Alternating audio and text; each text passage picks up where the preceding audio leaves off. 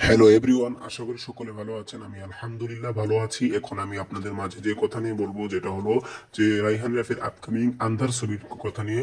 যে ছবিটির শুটিং আগামী মাস থেকে শুটিং শুরু হতে চলেছে এবং এইখানে হতে চলেছে সিয়াম আহমেদ। তবে এটা প্রথমে শাকিব খানের কাছে এই স্ক্রিপ্টটা গিয়েছিল, এটা কেউ বলেনি। তবে আমি জানি প্রথম এই শুটিংটা করার কথা ছিল শাকিব খানের, কিন্তু শাকিব খান এটা কবুলও করেছেন।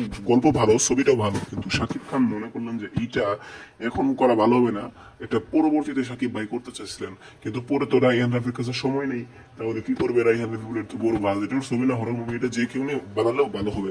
তারপর আর যা হয় নিশুর কাছে, নিশু থাকতে প্রি প্রোডাকশন সব কিছুই চললো, চলার পরে সবকিছুই মুভি থেকে আন্দার সবকিছুই রেডিমেডি হয়েছিল। কিন্তু এখন নাকি শারীরিক সমস্যার কারণে আফরান নিশুকে, মানে আফরান নিশু নিজেই সরে গিয়েছে। আফরান নিশু নিজে সরে যাওয়ার কারণে এখন এইখানে সিয়াম আহমেদকে ইন করা হয়েছে। এটাই হলো আসল আপডেট। এখন আফরান নিশোকে সরিয়ে সিয়াম আহমেদ কতটুকু করতে পারবে সেটা এখন দেখার বিষয়। তো ধন্যবাদ পুরো ভিডিওটি দেখার জন্য। আপনার কি মনে হয়, সিয়াম আহমেদ কি আফরান নিশোর জায়গায় ফুলফিল করতে পারবে? অবশ্যই জানাতে পারেন আপনার কমেন্ট বক্সে। থ্যাংক ইউ, ধন্যবাদ।